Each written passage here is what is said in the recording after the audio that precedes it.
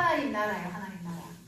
본문은 좀 다르지만 사도행전 1장 3절에 예수님께서 친히 살아계심을 며칠 동안 40일 동안 말씀하시는데 하나님 나라에 대해서 말씀하고 계시죠. 하나님 나라는 굉장히 깊어서 한 번만에 될 수가 없어요. 그런데 일단은 가장 짧게 한번 해볼게요. 첫 번째, 하나님 나라는 렘넌트 7명이 먼저 누렸던 걸 한번 볼게요. 한 예로 요셉, 바로왕이 요셉을 보고 뭐라고 얘기했어요? 바로왕이 요셉을 보고 내가 여호와의 영에 이렇게 감동된 사람을 본 적이 없다. 너는 나보다 낫다. 내가 네보다 나은 것은 내가 이 왕자리에 앉아있는 거 요거밖에 없다. 자, 이제 네가 이 애국을 다스려라 하면서 인장반지를 빼가지고 요셉에게 끼워줬어요. 그리고 요셉에게 세마포 옷을 입혀줬어요. 그러면서 데리고 다니면서 애국 전체를 돌아다니면서 이 아이가 이제 총리가 된다. 이 요셉이 모든 애국 나라를 지도할 것이다. 그렇게 아예 모든 권한을 부여해 준 거라. 그 정도로 요셉을 보고 한 말. 불신자 바로가, 불신자의 불신자 바로왕이, 불신자가 믿는 요셉을 보고 한 말이, 이야, 너처럼 여호와의 영에 감동된 사람은 내가 본 적이 없다. 그러면서 스스로 낮추는 거. 나는 내가 네보다 나은 것은 이 왕자리에 앉아있는 이것밖에는 더 나은 것이 없다. 그렇게 할 정도로 여호와의 영에 감동됐어요. 이것이 바로 사실은 하나님 나라를 누리는 거예요. 그 다음에 또 있죠. 우리가 잘 알고 있는 다윗도 마찬가지예요. 다윗도 사무엘상에 보면 어떻게 해요? 사무엘상 16장 13절에 보면 사무엘이 다윗에게 가서 기름을 탁 부어요. 너는 이제부터 이스라엘의 왕이 될 것이다 하고 기름을 부었는데 기름을 붓는 순간 그 순간부터 다윗에게 어떤 일이 있었어요? 그날 이후로 기름을 붓는 그 날 이후로 여호와의 영에 크게 감동되니라. 이게 하나님 나라에서 이루어지는 일이에요. 렘넌트 7명이 그랬어요. 그러면서 세 번째 우리가 잘 알지만 또 바울 한번 볼까요? 바울은 어떻게 돼요? 바울은 하나님이 다메섹에서 직접적으로 만난 거였어. 바울은 모든 것을 다 가졌는데 복음 하나 못 깨달은 거야. 율법으로 쫄쫄 뭉쳐서 왜 그리스도가 메시아냐고, 왜 저 예수가 메시아라고 하냐고 오해를 해가지고 자기 생각, 자기 틀에 갇혀서 자기 수준으로 오해를 해가지고 복음을 오해해서 누구보다 열심히 특신이었지만 예수 믿는 사람들을 잡아 죽이려고 하다가 다메섹에서 드디어 진짜로 실제로 예수님을 만나는 거예요. 예수님이 직접적으로 만난 거예요. 만나서 말하면서 바울이 깨달은 거예요. 택한 그릇이라고. 여호와의 영에 감동되고 나니까 다윗은 비로소 자기가 이스라엘의 후대들과 저 나라의 이방인들과 임금들을 위해서 하나님이 준비시켜 놓으신 택한 그릇이라는 것을 알게 된 거예요. 이 렘넌트들이 다 그랬어요. 사실은 렘넌트들이 전부 다 하나님의 영에 감동된 거예요. 그래서 바울의 삶을 보면 뭐라고 얘기하냐면 나는 택한 그릇이기 때문에 어떻게 살아가느냐, 표대를 향해서 쫓아간다고. 다른 건 아니고 저 위에서 부르신 부름의 상을 위해서. 다메섹에서 예수님이 친히 불렀잖아. 바울아, 사울이지. 누구십니까? 하니까 네가 핍박하는 예수다. 직접적으로 하늘에서 음성이 들린 거예요. 그렇게 해서 이 바울은 위에서 부르는 부름의 상을 위해서 저 위에 있는 저 표대를 향해서 달려가고 쫓아가고 한 번의 갈등도 없이 하나님이 부르신 부름의 상을 위해 쫓아가고 달려가는 삶을 살아낸 거예요. 요게 미션을 수행한 하나님 나라의 일을 위해서 여호와의 영에 감동되어서 시작했던 렘넌트 7명이에요. 그러면 하나님 나라는 뭐예요, 친구들? 하나님 나라라는 것은요, 하나님 나라의 일이라는 것은 일이 곧 미션이에요. 미션. 우리는 하나님 나라의 백성인데 중요한 것은 하나님 나라의 일을 40일 동안 이야기했는데 하나님 나라의 일은 미션이고요. 이 일은 헤메라라고 해요. 친구들 외우기도 쉽죠? 외우라는 소리는 아닌데 외우면 좋겠죠. 일은 헤메라는 소리인데 하나님 나라의 일은 여러 가지가 있어요. 어떤 일이 있느냐? 세례를 준다 해서 성경에 보면 세례를 주는 것도 하나님 나라의 일이에요. 굳이 일을 따지면 지금도 역시 세례를 주고 학습을 받고 집사가 되기도 하는데 세례를 주는 것도 하나님 일. 그리고 또 어떻게 전도를 하는 것도 하나님 일이에요. 나가서 전도도 하며 모든 하는 일들이 예수가 그리스도라는 걸 전하는 모든 일들이 하나님 나라의 일인 거예요. 또 어떤 일들이 하나님 나라의 일일까요? 말세를 대비하면서 우리의 믿음을 지키는 것, 구원을 이루는 것, 이것도 하나님 나라의 일인 거예요. 가장 중요한 것은 자, 계시록 하나만 찾아볼게요, 친구들.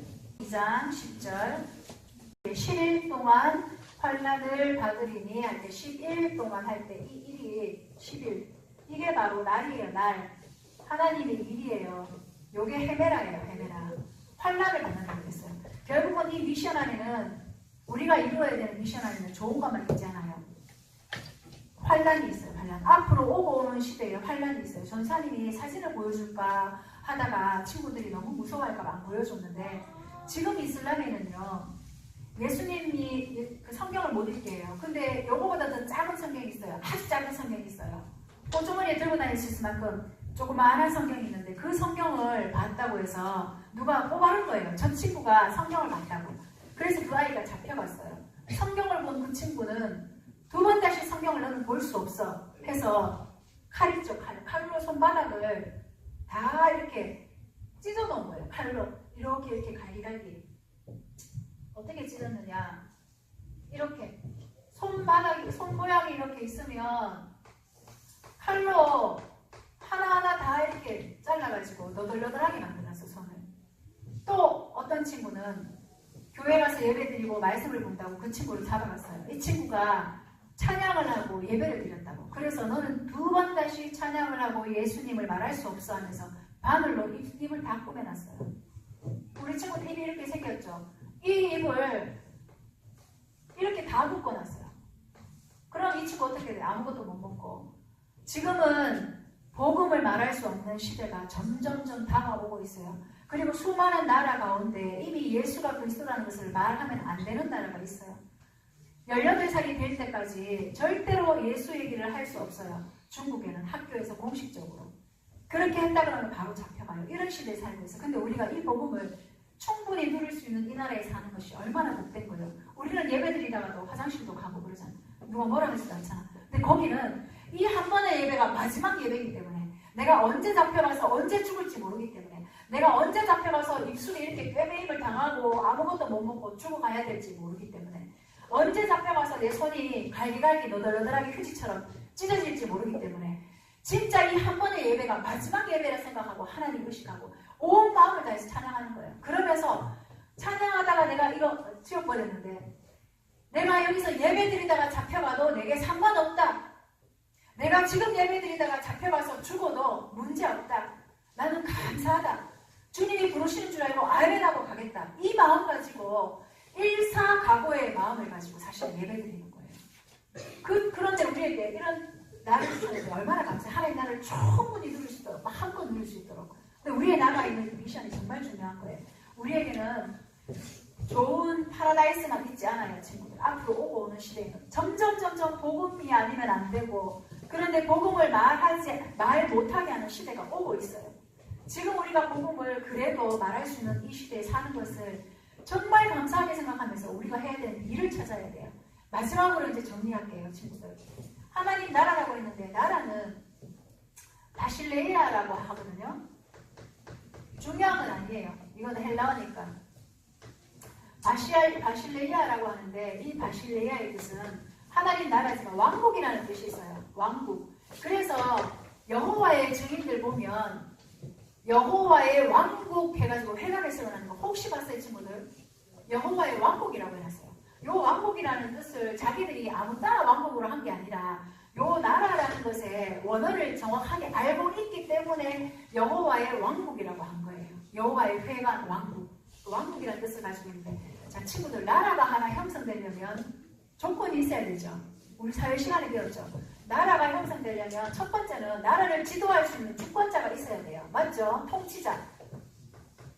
통치자가 없으면 나라가 될 수가 없어요. 또 통치할 수 있는 아주 리더십 있는 장군 같은 사람이 있다고 되나? 그들을 따를 수 있는 백성이 있어야 되죠. 백성이 있어야만 나라가 형성이 돼요. 또 그렇다고 내가 지도할 수 있는 지도자와 따를 수 있는 백성들이 있다고 해서 나라가 되나요? 거할 수 있는 국토가 있어야죠. 국토, 영토, 그죠?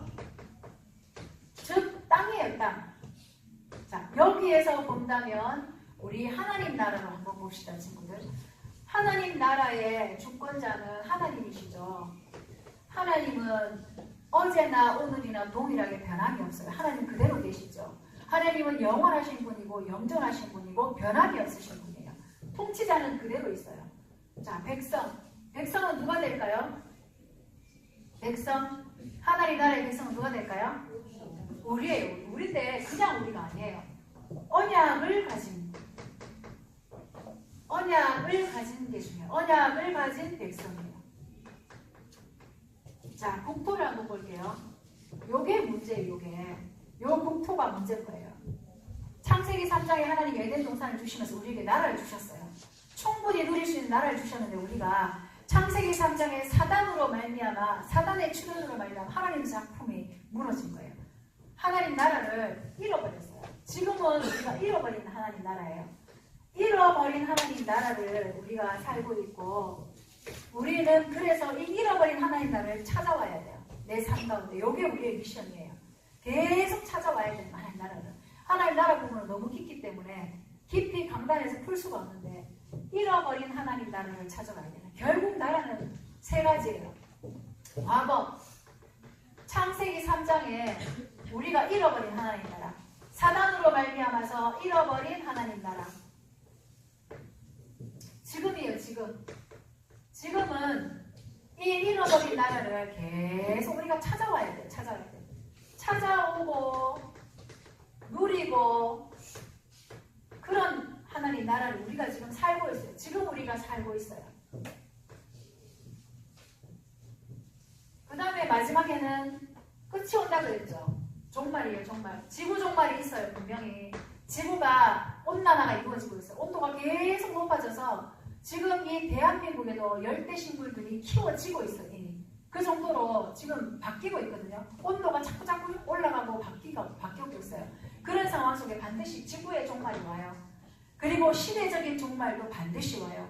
그리고 더 나아가서는 우리 개인에게도 종말이 와요. 좀 전에도 전사님 얘기했지만 18살에 이미 목숨을 다하고 가는 사람도 있고 80세에 목숨을 다하고 가는 사람도 있고 반드시 종말은 와요. 요 종말이 오는 날 요때 우리가 가야 되는 하나님 나라예요.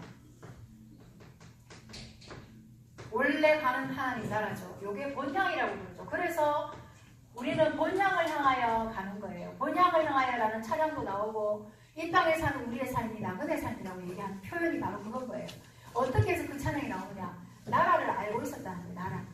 나라를 이렇게 봐야 돼요. 잃어버린 하나님 나라. 그리고 언젠가는 종말이 왔을 때 우리가 가야 되는 하나님 나라. 그러면 지금이 제일 중요한 거예요. 지금 나는 여기서 잃어버린 하나님 나라를 찾아와야 되는 언약 가진 백성이구나. 언약 가진 백성이 자꾸 사단에게 속으면 안 되겠죠. 잃어버린 하나님 나라를 자꾸 찾아오고 전도도 하고 개인화도 하고 팀사역도 하고 그리고 같이 구원을 이루어 나가고 전도도 하고 이 모든 일들이 하나님 나라에서 이루어지는 일이거든. 그래서 이 일을 해야 되는 하나님이 주신 미션을 수행해야 되는 언약을 찾아와야 되는 회복해야 되는 언약의 백성이라는 것.